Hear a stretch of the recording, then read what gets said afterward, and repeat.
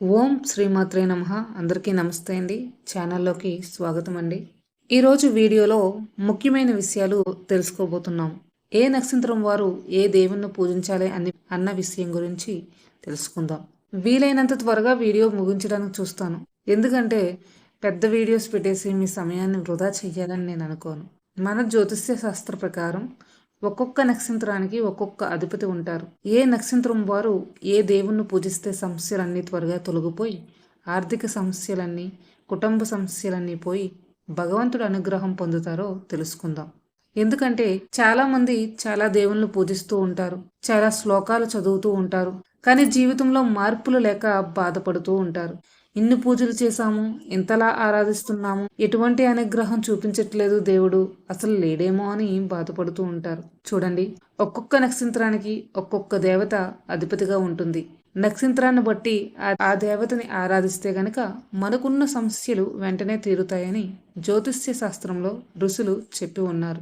మనకు 27 నక్షత్రాలు ఉన్నాయి. మనము ఏ నక్షత్రంలో జన్మించామో తెలుసుకుని ఆ నక్షత్రానికి అధిపతి అయినటువంటి దేవతని పూజిస్తే స్వల్పకాలంలో అన్ని రకాలైనటువంటి సమస్యలు, కష్టాలు తొలగిపోతాయని ఋషులు ఏనాడో చెప్పారు. మొదటి నక్షత్రం అశ్విని నక్షత్రం.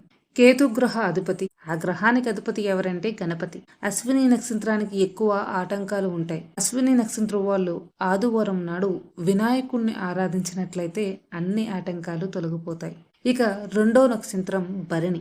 భరణి నక్షత్రానికి అధిపతి ఎవరంటే శుక్రుడు. శుక్రుడికి అధిపతి దేవత మహాలక్ష్మి. ఈ నక్షత్రంలో జన్మించిన వారు శుక్రవారం రోజు మహాలక్ష్మీదేవిని ఆరాధించినట్లయితే ఆర్థిక సమస్యలు పూర్తిగా తొలగిపోతాయి. మూడవ నక్షత్రం కృత్తిక. కృత్తిక నక్షత్రం ఇది అగ్ని నక్షత్రం అన్నమాట. ఈ నక్షత్రంలో జన్మించిన వారు చాలా స్ట్రైట్ ఫార్వర్డ్గా ఉంటారు, విపరీతంగా కోపం కలిగి ఉంటారు. కాబట్టి ఈ నక్షత్రంలో జన్మించిన వారి అధిపతి రవి. కాబట్టి శివుడును ఆరాధించినట్లయితే అన్ని రకాల సమస్యలు తొలగిపోయి ప్రశాంతంగా ఉంటారు. ఆ తర్వాత రోహిణీ నక్షత్రం. రోహిణీ నక్షత్రం అధిపతి గ్రహం ఎవరంటే చంద్రుడు. ఈ రోహిణీ నక్షత్రంలో జన్మించిన వారు దుర్గాదేవిని ఆరాధించినట్లయితే అన్ని రకాల సమస్యల నుండి బయటపడచ్చు. లలిత సహస్రనామాల స్తోత్రం, మహిషాసుర మర్దిని స్తోత్రం చదువుకుంటే శత్రువులు నశిస్తారు. ఆ తర్వాత మృగశిర నక్షత్రం. మృగశిర నక్షత్రానికి అధిపతి ఎవడు అంటే కుజుడు. ఈ మృగశిర నక్షత్రంలో జన్మించిన వారు ముఖ్యంగా సుబ్రహ్మణ్య స్వామి ఆరాధన చెయ్యాలి. మంగళవారం రోజు ఈయన్ను పూజించడం వలన కుటుంబానికి ఎంతో శుభప్రదం కలుగుతుంది. ఇక తరువాత ఆరుద్ర నక్షత్రం. ఈ నక్షత్రానికి అధిపతి ఎవరంటే రాహువు. ఈ నక్షత్రంలో జన్మించిన వారు విష్ణుమూర్తిని ఆరాధించినట్లయితే మీరు ఎక్కువ శాతం ఎదుటి వాళ్ళ దగ్గర మోసపోకుండా ఉంటారు. ఎందుకంటే ఈ నక్షత్రం వారు ఎక్కువగా మోసపోతూ ఉంటారు. ఇక ఆ తర్వాత పునర్వసు నక్షత్రం. పునర్వసు నక్షత్రం అధిపతి ఎవరంటే గురువు. ఈ నక్షత్రంలో జన్మించిన వారికి గురుబలం చాలా తక్కువ ఉంటుంది. వీరు దత్తాత్రేయ స్వామి వారిని విశేషంగా ఆరాధించాలి, లేదా దక్షిణామూర్తినన్న ఆరాధించవచ్చు. అన్ని సమస్యల నుండి విముక్తి అయ్యే మార్గం కనిపిస్తుంది. ఆ తర్వాత పుష్యమి నక్షత్రం. ఈ నక్షత్రానికి అధిపతి ఎవరంటే శని. అంటే శివారాధన తప్పకుండా చేయాలి.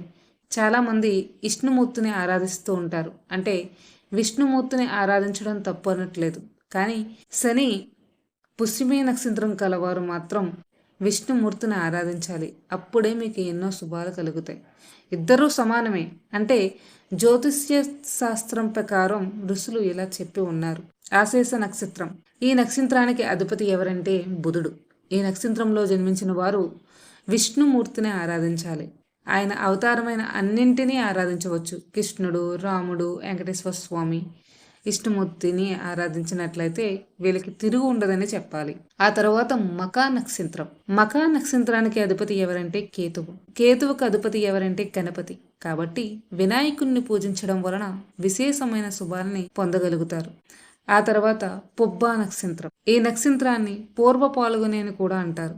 ఈ నక్షత్రానికి అధిపతి ఎవరు అంటే శుక్రుడు. శుక్రుడికి అధిపతి మహాలక్ష్మి. కాబట్టి ఈ నక్షత్రంలో జన్మించిన వారు మహాలక్ష్మిని ఆరాధించడం ద్వారా ఆర్థిక సమస్యలు, కుటుంబ సమస్యలు అన్నీ కూడా తొలగి ప్రశాంతంగా ఉంటారు. ఆ తర్వాత ఉత్తరా నక్షత్రం. ఈ నక్షత్రానికి అధిపతి ఎవరంటే రవి. ఈ నక్షత్రంలో జన్మించిన వారు శివ ఆరాధన చేయాలి.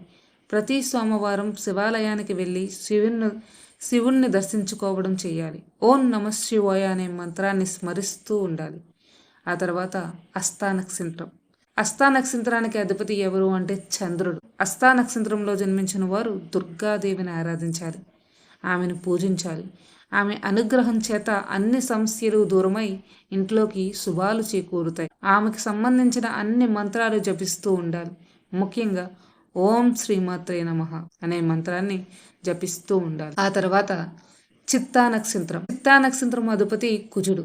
ఆ నక్షత్రంలో జన్మించినటు వారు సుబ్రహ్మణ్య స్వామిని ఆరాధించాలి. అప్పుల బాధల నుండి త్వరగా బయటపడగలుగుతారు. ఆ తర్వాత స్వాతి నక్షత్రం.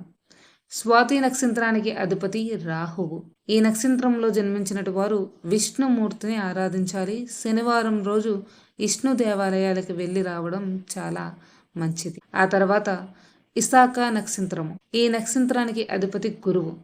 ఈ నక్షత్రంలో జన్మించిన వారు దత్తాత్రేయ స్వామిని ఆరాధించడం చాలా శుభప్రదం. ఆ తర్వాత అనురాధ నక్షత్రం. ఈ నక్షత్రానికి అధిపతి శని. కాబట్టి ఈ నక్షత్రంలో జన్మించినటు వారు శివారాధన చేయాలి. సోమవారం శివుణ్ణి పూజించడం వలన మీకు కలిగినటువంటి బాధల నుంచి త్వరగా విముక్తులై అవకాశం కనిపిస్తుంది. ఇక జ్యేష్ఠ నక్షత్రం. జ్యేష్ఠ నక్షత్రానికి అధిపతి ఎవరా అంటే బుధుడు. ఈ నక్షత్రంలో జన్మించినటు వారు మహావిష్ణుమూర్తిని ఆరాధించాలి. ఆర్థిక సమస్యలన్నీ తొలగుతాయి. ఆ తర్వాత మూలా నక్షత్రము. ఈ నక్షత్రానికి అధిపతి ఎవరంటే కేతువు. ఈ నక్షత్రంలో జన్మించిన వారు గణపతిని ఆరాధించాలి. గణపతిని ఆరాధించినట్లయితే అకస్మాత్తుగా వచ్చే కష్టాలన్నీ కూడా తీరిపోతాయి. ఆ తర్వాత పూర్వాషాఢ నక్షత్రము. ఈ నక్షత్రానికి అధిపతి ఎవరంటే శుక్రుడు. ఈ నక్షత్రంలో జన్మించిన వారు మహాలక్ష్మిని ఆరాధించాలి. ఆ తర్వాత ఉత్తరాషాఢ నక్షత్రం.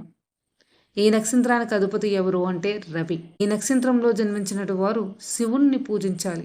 ఓం నమ శివాయ, ఓం నమ శివాయ మీకు వీలైనన్ని సార్లు జపిస్తూనే ఉండాలి.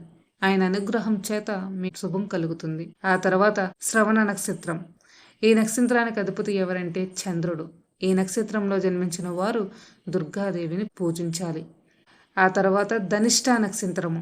ఈ నక్షత్రానికి అధిపతి కుజుడు. ఈ నక్షత్రంలో జన్మించిన వారు సుబ్రహ్మణ్య స్వామిని ఆరాధించాలి.